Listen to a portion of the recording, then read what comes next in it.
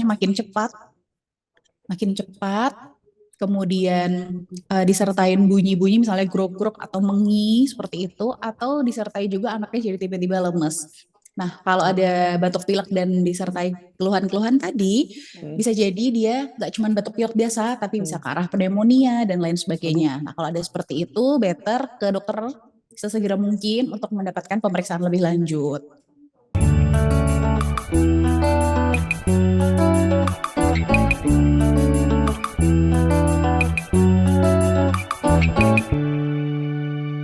dokter, selamat pagi. Selamat pagi, Kak. Halo. Yang namanya dokter anak pasti selalu Betul. bahagia, Ceria. semangatnya, Betul. welcome seperti biasa kalau ketemu sama anak-anak. Betul. Jadi anak-anaknya juga lebih nggak khawatir Iya, untuk datang ke rumah sakit nggak ya. nangis ya. Betul. Gitu. Dokter, ini kan fenomena yang selalu terjadi setiap tahun nih dok. Anak-anak Ya. dari rumah kita jaga supaya nggak sakit, tapi begitu masuk sekolah, pulang-pulang udah mulai meler dok.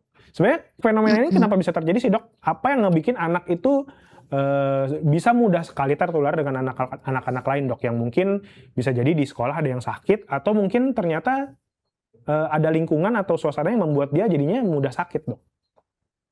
Oke, jadi kalau udah mulai masuk sekolah nih, kan anak-anak balik lagi ya, kumpul sama teman-teman seusianya, apalagi habis libur lama gitu kan. Nah, virus yang bikin batuk pilek tuh sangat gampang berpindah melalui percikan nafas nih droplet gitu atau tangan yang terkontaminasi.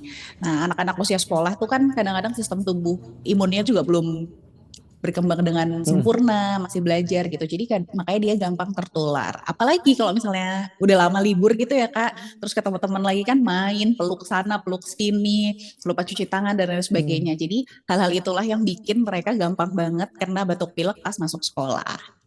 Nah, dokter, ini sebenarnya seberapa cepat sih kalau penularan batuk pilek dari satu anak ke anak lainnya ini, dokter? Sebenarnya tuh penularan itu tuh bisa terjadi 1 sampai 2 hari sebelum anaknya muncul gejala. Jadi misal nih si A tuh mau batuk pileknya baru hari ini, tapi sebelumnya 1 sampai 2 hari sebelumnya dia sudah bisa nularin.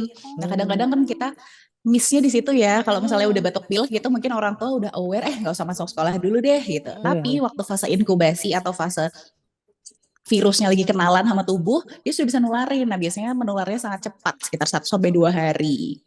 Gitu. Kalau buat orang tua yang mungkin ada yang nggak pengen nih anaknya ketularan batuk pilek dari anak lain dok. Sebagai orang tua apa sih dok yang bisa dilakukan? Apakah dia makanannya harus lebih kita jaga supaya anak kita nggak ketularan sama anak lain? Atau tidurnya lebih dibanyakin? Atau sebenarnya biarin aja anaknya ketularan pilek karena nanti tubuhnya juga Imunitas jadi akan belajar tentang virusnya dok. Oke, jadi kalau menurut penelitian nih Kak, sebenarnya anak-anak itu secara normal akan mengalami batuk pilek sekitar 6 sampai 8 kali per tahun Wah, atau mungkin 2 bulan sekali gitu ya. Nah, tetapi ada beberapa hal yang bisa kita lakukan sebagai orang tua supaya dia nggak ketularan nih, nggak makin sering kena batuk pilek. Yang pertama udah pasti diajarin banget sama anak-anaknya untuk nggak sharing makanan sama minuman. Jadi nggak share botol minum, nggak share makanan dengan sendok atau garpu yang sama. Karena itu adalah pintu awal buat mereka gampang ketularan bapil atau penyakit yang lain.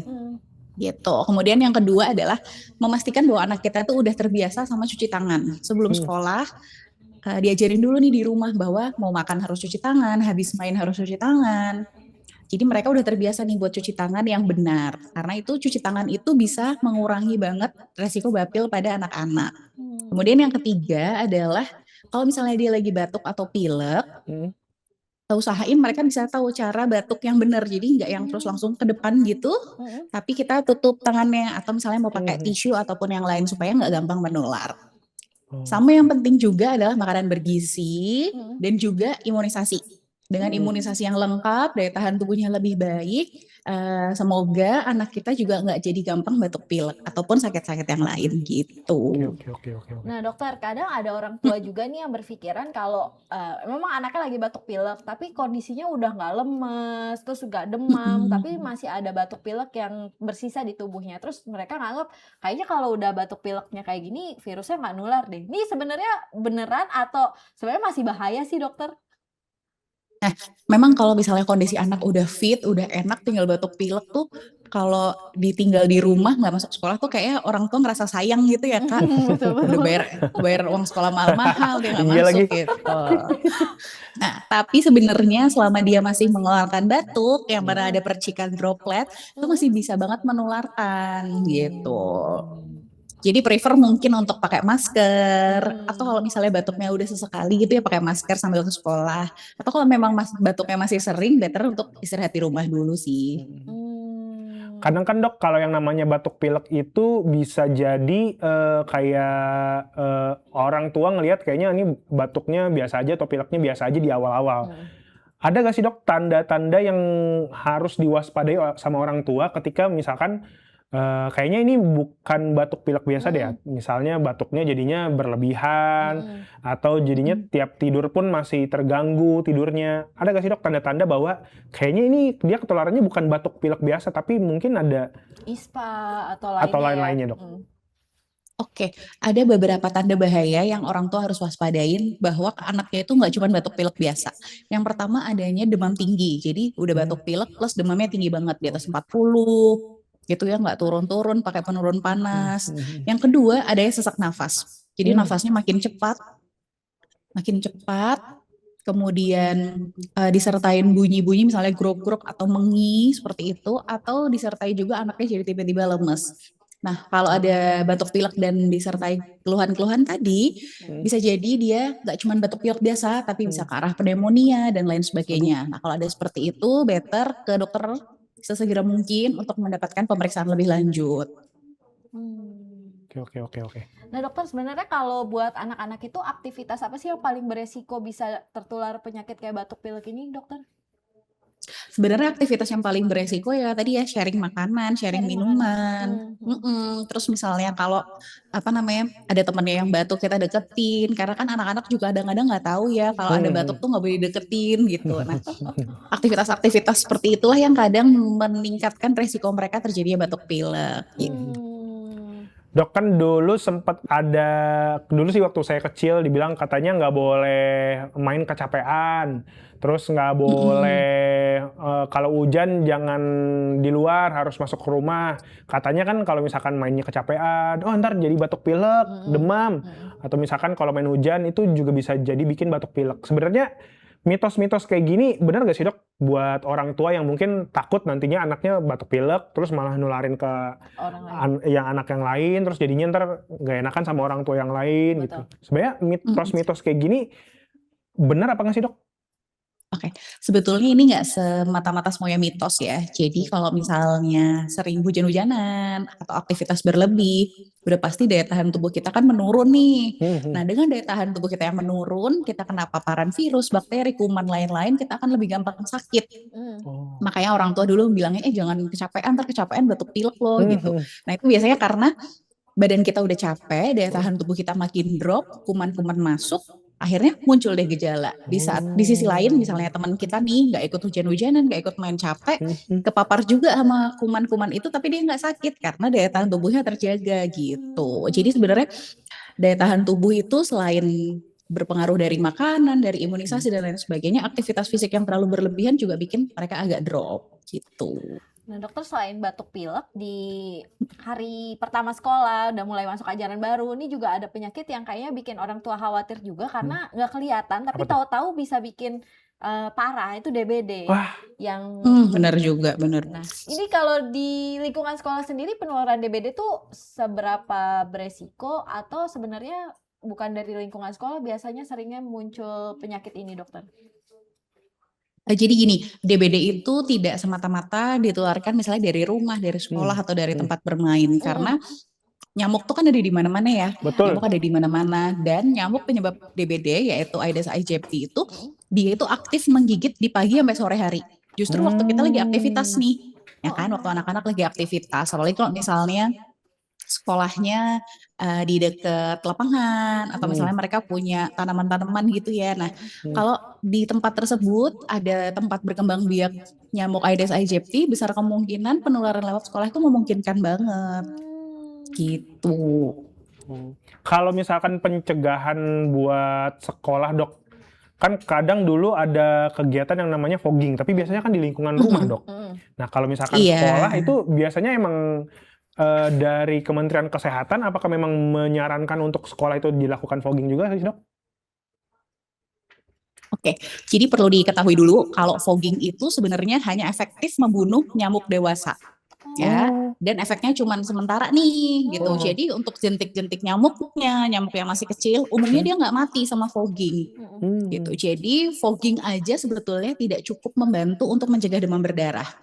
Yang penting justru sebenarnya adalah 3M. Mungkin zaman dulu kita udah sering diajarin ya untuk 3M untuk menampung dan itu. Nah, sekolah sebagai tempat kita anak-anak kita aktivitas paling lama ya kalau udah sekolah tuh paling enggak yang pertama adalah nggak boleh ada tempat penampungan air yang terbuka.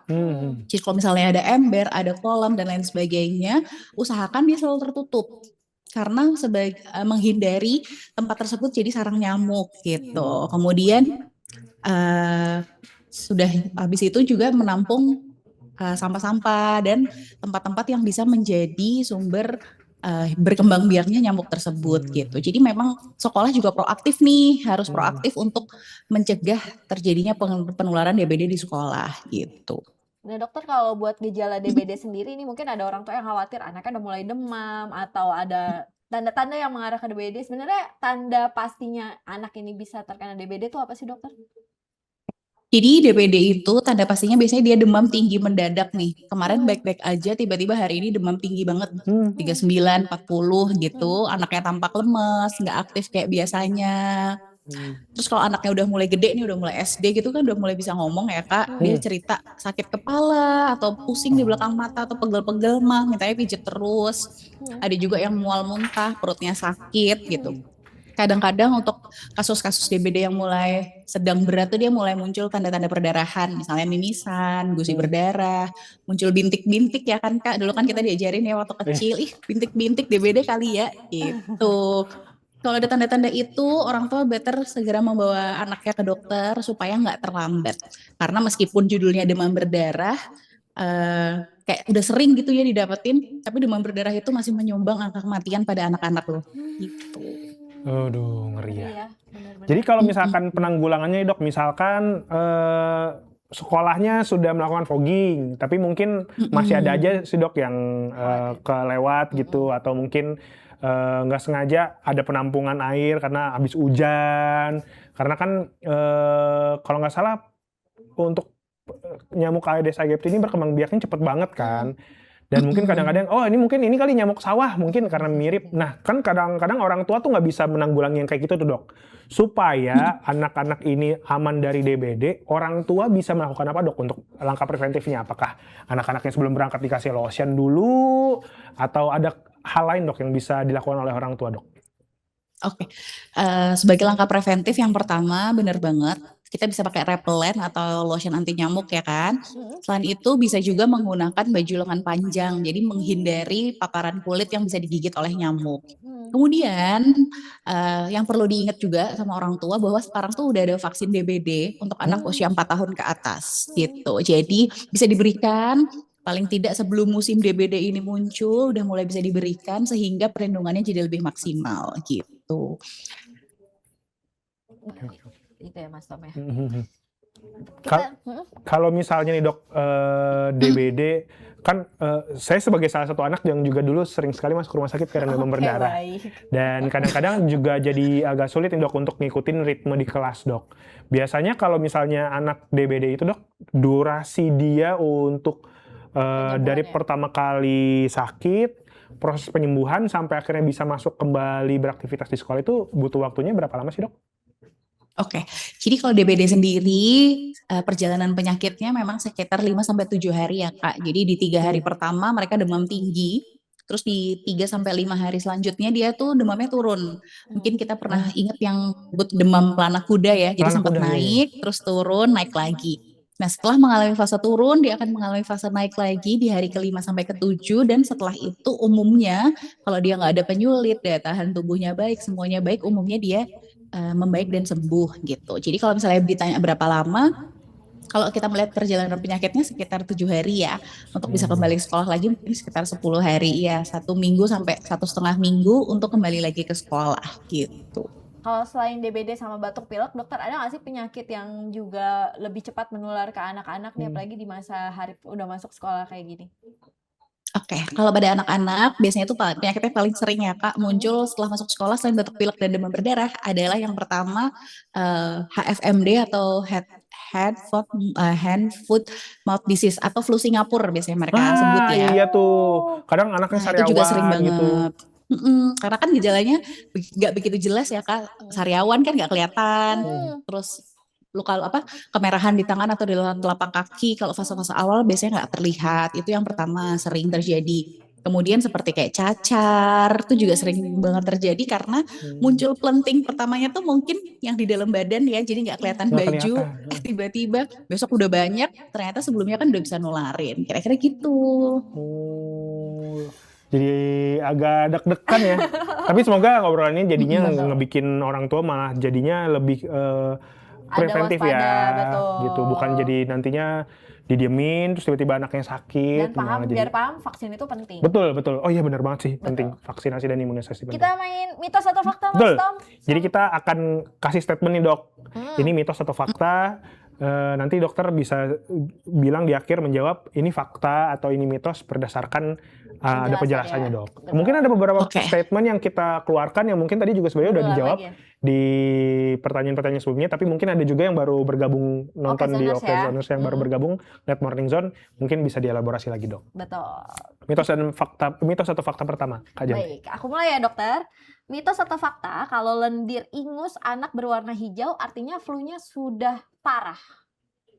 Oke, mitos. Jadi warna lendir itu sebenarnya tidak menggambarkan berat ringannya suatu penyakit gitu. Kadang orang tua bilang ya, aduh dok lendirnya udah hijau harus dapat antibiotik nih gitu kan. Nah sebetulnya adalah yang perlu kita lihat adalah kondisi anak secara keseluruhan. Misalnya demam tinggi enggak, sesek enggak, atau misalnya lemes banget atau enggak, itulah salah satu tanda-tanda yang perlu terapi antibiotik. Jadi kalau hanya lihat dari warna ingus saja sih enggak. Oh, oke. Mitos ya. Mitos ya Mas Tom. Mitos atau fakta yang kedua nih dok. Jadi kan yang namanya batuk pilek itu pasti menularkan dari orang yang batuk pilek kepada yang belum batuk pilek. Mitos atau fakta dok? Batuk dan pilek bisa hanya menularkan saat anak ini sudah batuk. Mitos. Mitos dok? Jadi sebelum batuk anak itu sudah bisa menularkan lewat percikan droplet ya Kak. Jadi ini ngobrol deket-deketan tuh juga udah bisa menularkan. Jadi nggak harus kebatukin temennya, ngobrol terlalu dekat dengan ada percikan-percikan itu bisa banget menularkan batuk pilek gitu. Makanya tadi penting sama dokter dibilang untuk ngajarin anak gimana Batuk. Iya, benar. Kadang juga yang kelupaan itu loh, kadang-kadang anak-anak tuh masih suka kebablasan pas lagi bersin. Washin, sekelas kena. Kayaknya orang udah gede juga gitu. Iya lagi. Ya, kalau udah gede kan biasanya nutup gini, washem Iya gitu. benar. Lanjut ya dokter. mitos atau fakta selanjutnya. Mitos atau fakta, kalau sudah tidak demam, anak pasti tidak menularkan penyakit lagi. Itu juga masih mitos ya Kak. Jadi hilangnya demam tuh belum tentu menggambarkan virus, bakteri atau kuman tersebut hilang gitu. Pada beberapa infeksi anak masih bisa menularkan sakit tersebut selama gejala lain, misalnya batuk pileknya masih ada gitu. Jadi masih mungkin menularkan walaupun demamnya udah nggak ada. Berarti kalau kondisi yang benar-benar nih anaknya udah nggak teridentifikasi ada virus atau bakteri lagi tuh taunya gimana dok? Apa harus ke dokter atau bisa tahu sendiri orang tua dok? Oke, jadi kalau misalnya mau tahu sendiri udah pasti demamnya nggak ada ya Kak. Demamnya udah nggak ada, batuk pileknya udah mulai mereda gitu. Jadi udah nggak terus batuk-batuk terus atau udah nggak pilek-pilek terus gitu. Umumnya sudah lebih enak untuk disuruh sekolah dan lebih nggak menularkan lagi gitu. Lanjut, Mas. Mungkin mitos atau fakta selanjutnya dok. Nih kan ada beberapa sekolah yang sekarang ruangannya udah pakai AC. Nah, mitos atau faktanya dok, penggunaan AC bisa menyebabkan yang namanya infeksi virus dok. Ini bisa mitos, bisa fakta. Jadi kalau misalnya di ruangan tertutup nih Kak, kalau pakai AC kan ruangan pasti tertutup ya. Udara itu kan muter di situ terus, Iya ya ya. kan? Mau debu, mau virus muter di situ terus. Nah, ini bisa meningkatkan resiko terjadinya infeksi atau misalnya batuk pilek. Kalau misalnya AC-nya nggak pernah dicuci, filternya nggak pernah dibersihin, atau di dalam ruangan tersebut udah ada nih temen yang batuk pilek gitu. Jadi better kalau misalnya nggak ada yang batuk pilek nih di ruangan, supaya mencegah agar tidak terjadi batuk pilek, pastiin filter AC-nya sering-sering dicuci. Jadi nggak muterin udara kotor terus tiap hari gitu. Iya. Jangan-jangan mulai sekarang harus nyari sekolah yang kalau ruangannya ber-AC ada air purifiernya. Jadi nyedot. Sekarang banyak Iya kan? Iya. makin Dia banyak makin ya mahal nih sekarang. permintaannya. Dokter Udah ada selanjutnya AC, air dokter. purifier gitu ya Kak. Iya. Oke, mitos atau fakta selanjutnya, vitamin dosis tinggi bisa mencegah anak terkena batuk pilek. Nih gimana dokter? Mitos banget ya. Jadi vitamin dosis tinggi itu tidak mencegah terjadi batuk pilek, justru malah berbahaya kalau kita berikan secara terus-menerus. Gitu. Nah, untuk mencegah supaya anak tuh nggak sakit, nggak gampang sakit, yang pertama pasti istirahat cukup, tidur malam jangan kemalaman ya. Kemudian makanan bergizi, cuci tangan, imunisasi, dan aktivitas fisik.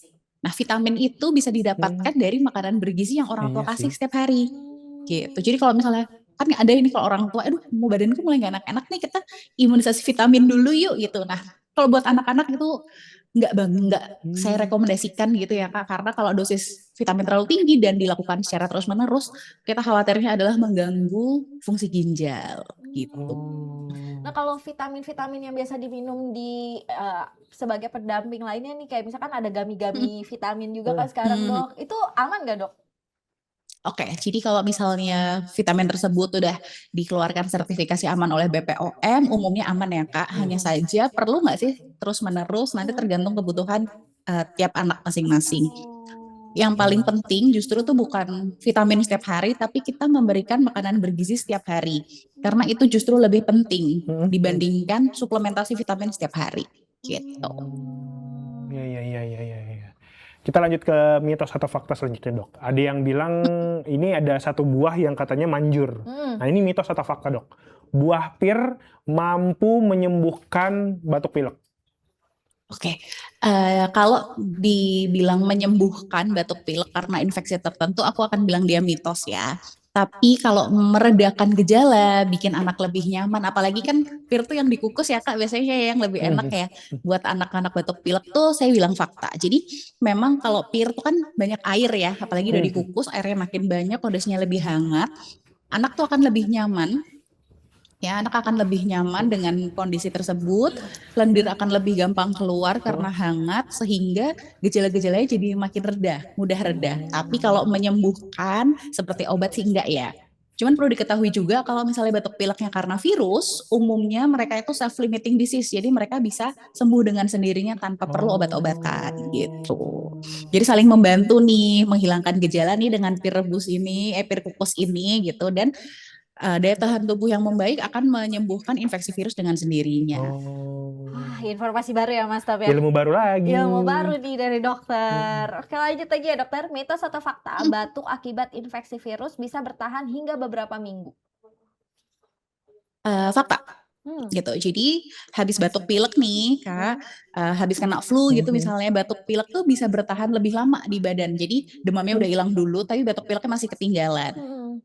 Gitu. Dan ini masih bisa berjalan 1-2 minggu ke depan karena memang proses penyembuhan penyakitnya sendiri gitu. Tapi selama anaknya nggak sesek, nggak ada anaknya aktif, nggak disertain demam, umumnya aman. Gitu. Oke. Ini mungkin terakhir nih dok, kayak tadi dokter sudah mulai ada panggilan. Mungkin pertanyaan terakhir dok, mitos atau fakta? Ketika anak sudah terkena DBD, dia tidak akan terkena DBD lagi. Mitos banget ya itu ya Kak. Sebagai contoh Kakak sudah pernah berulang bukan mengalami DBD di waktu kecil ya kan tadi. Dokternya nyimak lagi. Jadi DBD itu strain virusnya tuh ada 4.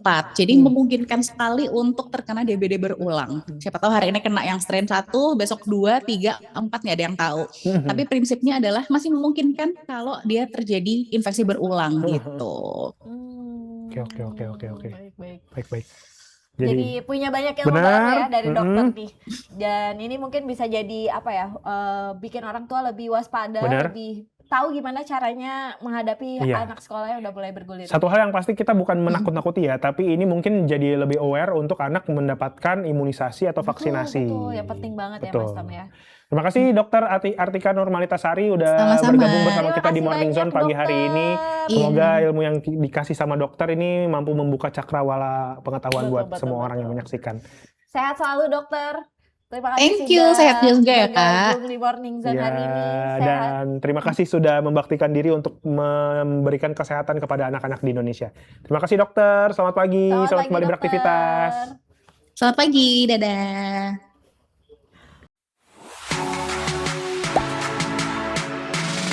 Gak sempet baca?